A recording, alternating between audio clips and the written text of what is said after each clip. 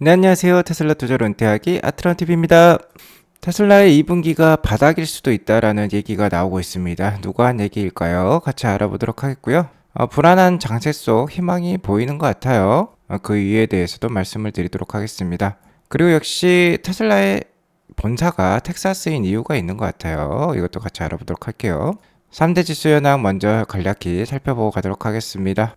오늘은 최근에 상대적으로 더 많은 상승을 보여줬던 나스닥이 더 많은 하락률을 보여주었어요. 0.63% 하락하면서 12,180으로 마감한 나스닥인데요.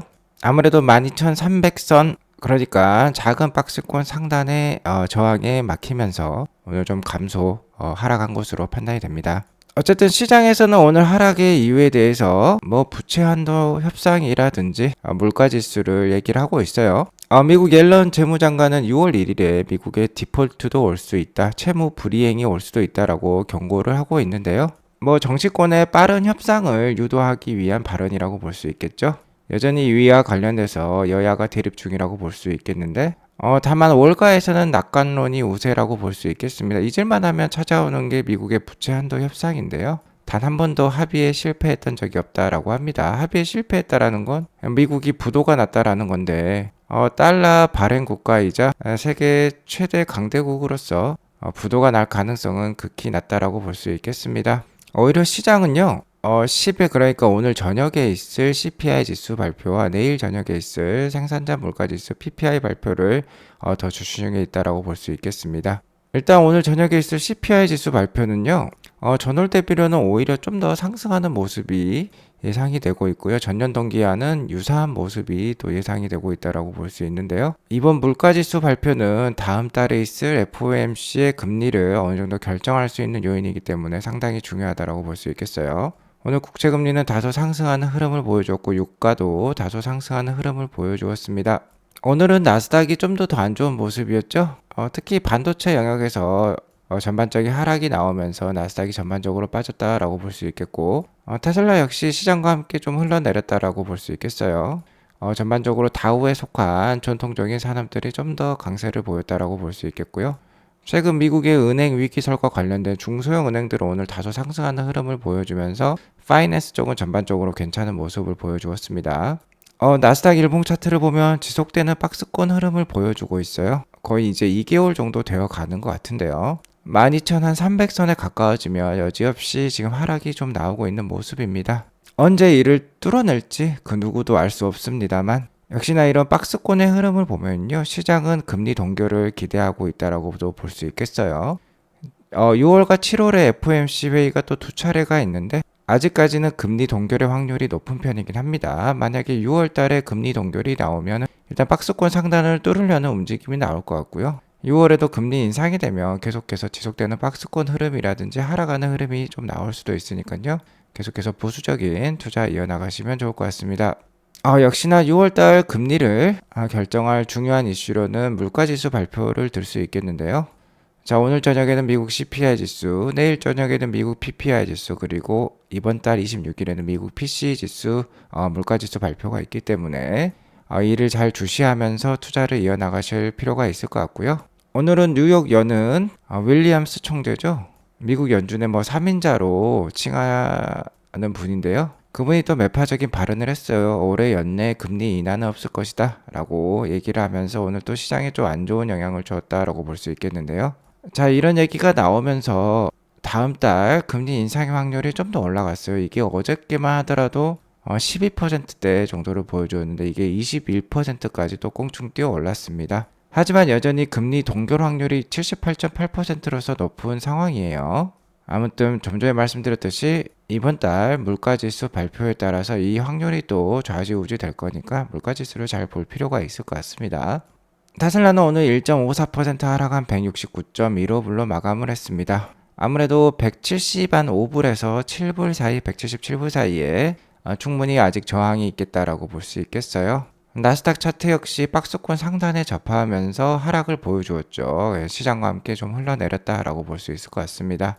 하지만 최근에 테슬라의 펀더멘트를 살펴보면 지금의 하락을 좀 기회로 사용할 필요가 있을 것 같아요. 일단 테슬라 자체적으로는 끊임없이 발전을 하고 있다라고 오늘도 확인을 해볼 수 있었는데요.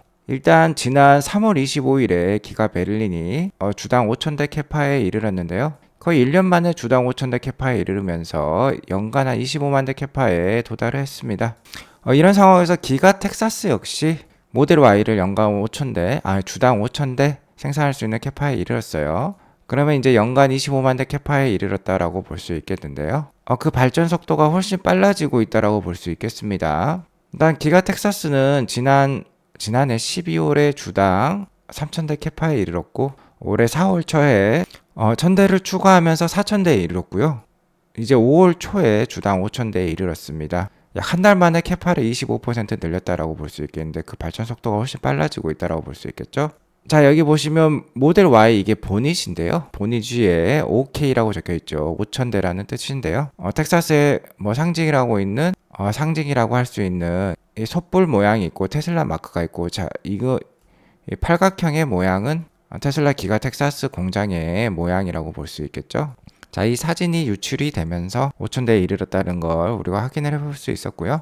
기가 베를린과 기가 텍사스가 거의 동일한 시기에 준공을 했었죠. 기가 베를린은 작년 3월, 기가 텍사스는 작년 4월에 준공을 했는데요. 그 발전 속도가 훨씬 빨라지는 것을 우리가 확인을 해볼 수 있습니다.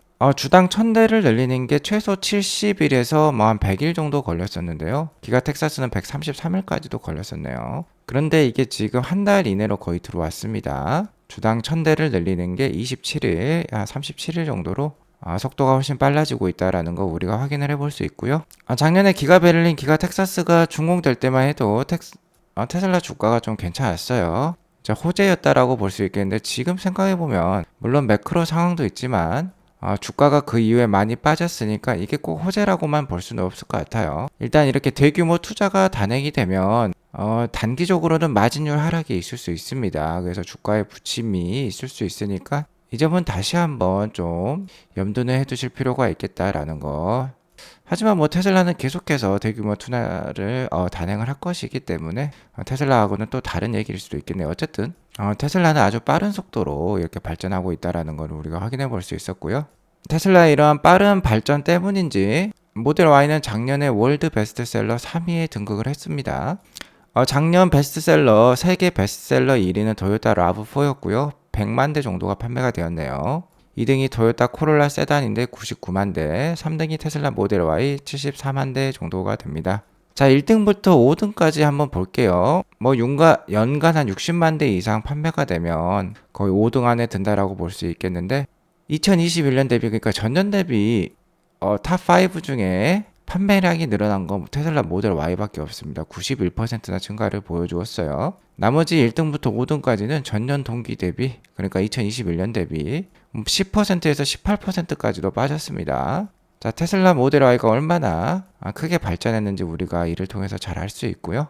모델 3도 글로벌 10위에 등극을 하면서 테슬라의 발전에 힘을 보태고 있다라고 볼 수 있겠어요. 특히 저는 이 부분이 중요하다라고 봅니다. 자, 지역별 판매 비중을 우리가 확인을 해볼 수 있는데요.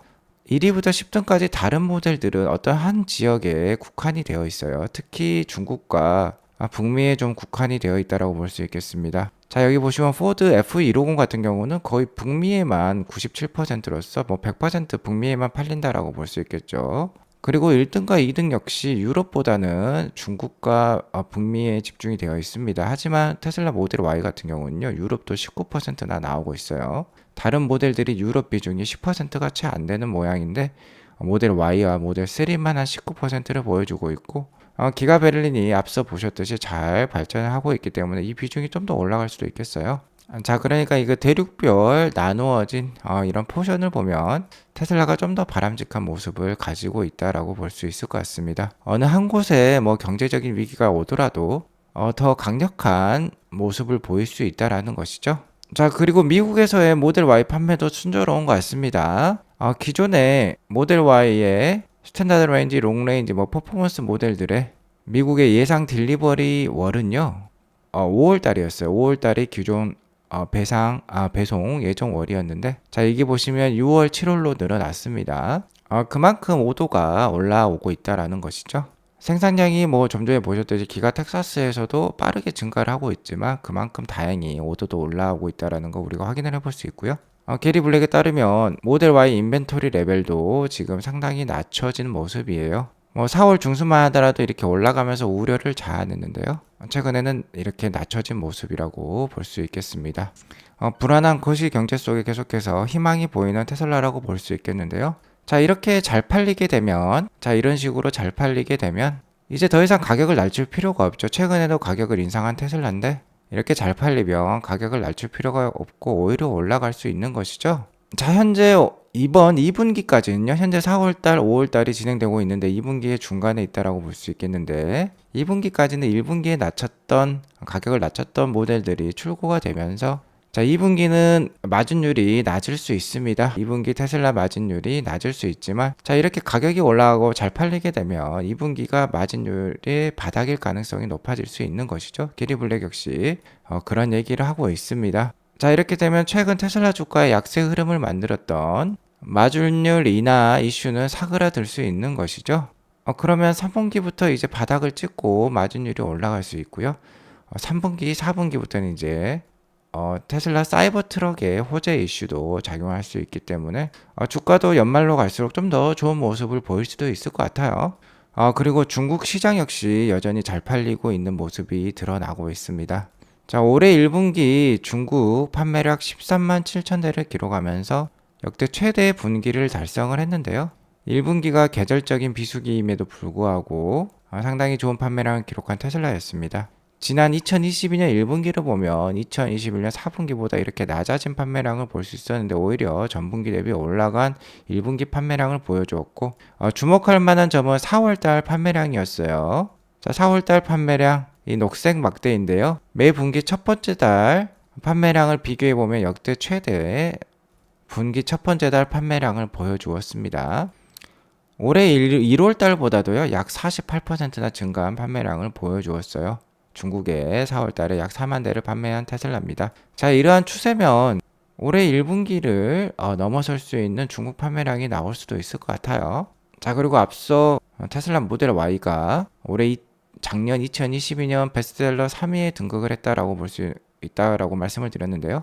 트로이 테슬라이크의 예상대로라면 올해 베스트셀러 넘버 1, 그러니까 세계 탑으로 등극을 할 수도 있을 것 같습니다. 모델 Y의 올해 예상 인도량이 한 120만 대 가까이 되는데요. 작년 1등이 100만 대를 판매했으니까 충분히 올해 베스트셀러 넘버 1에 등극할 가능성이 높은 모델 Y라고 볼 수 있겠습니다. 참고로 트로이 테슬라이크 예상에 의하면 올해 2분기 예상 인도량 판매량은 43만 2천 대예요. 전분기였던 42만 한 3천 대보다 1만 대 정도 늘어나는 판매량이 예상을 되고 있는데요. 그래도 저번 달보다는 좀 올라간 수치이지만 애널리스트 컨센서스보다는 좀 낮은 수치라는 거는 지금 이해를 해 두시기 바라겠습니다.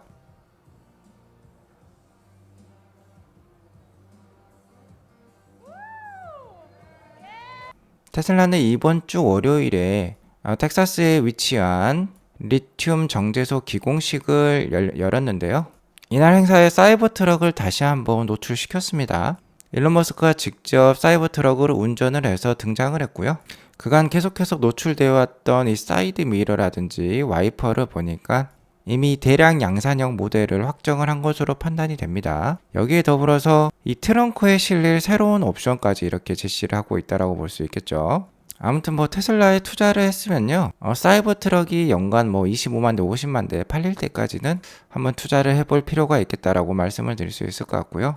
역시 테슬라는 수직 통합을 가장 중요시하게 생각하고 있는 것 같습니다. 자, 이제는 배터리 원재료까지 수직 통합에 이르렀다라고 볼 수 있겠는데요. 일론 머스크가 자주 얘기했던 거죠. 리튬 채굴이 문제가 아니라 정제가 문제다라고 얘기를 해왔습니다. 리튬은 이 지구상에 충분히 많이 존재하고 있다. 흔한 광물이다 라고 얘기를 하고 있고요.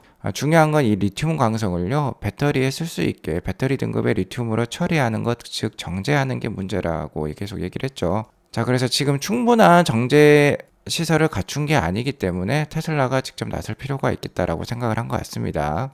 좀 전에 보셨듯이 모델 Y가 주당 5,000대씩 생산이 되면서 충분한 배터리와 충분한 생산 캐파를 계속 늘려가고 있다라고 볼 수 있겠는데요.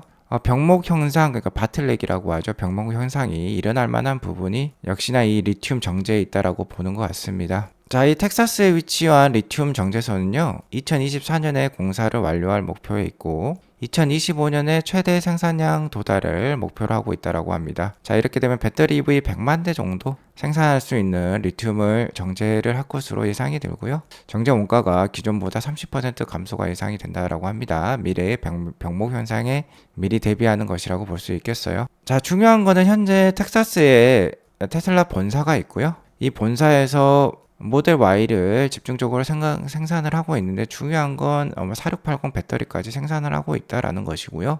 나중에는 사이버 트럭이라든지 다른 차종들도 속속 생산이 될 건데, 완벽한 수직 통합은 그러한 원재료 채굴부터 최종 자동차 생산까지 가까운 위치, 근거리 위치에서 물류비를 최소화시킬 필요가 있겠죠. 아무래도 텍사스에 본사를 위치한 건, 그리고 이와 가까운 멕시코 몬테레이에 기가 멕시코까지 건설하는 건 다 이를 염두에 두고 하는 것 같습니다. 텍사스에 리튬 정제소가 있으면은 여기에서 정제된 리튬을 가지고 가까운 텍사스 본사 기가 텍사스라든지 기가 멕시코까지 빠른 운반을 통해서 수직 통합이 전적으로 잘 이루어질 수 있겠다라고 볼 수 있겠어요. 다 이를 염두에 두고 일론 머스크와 테슬라는 하나씩 실행에 옮기고 있는 것으로 판단이 됩니다. 아무튼 어지러운 장세지만 테슬라는 잘하고 있는 것 같습니다.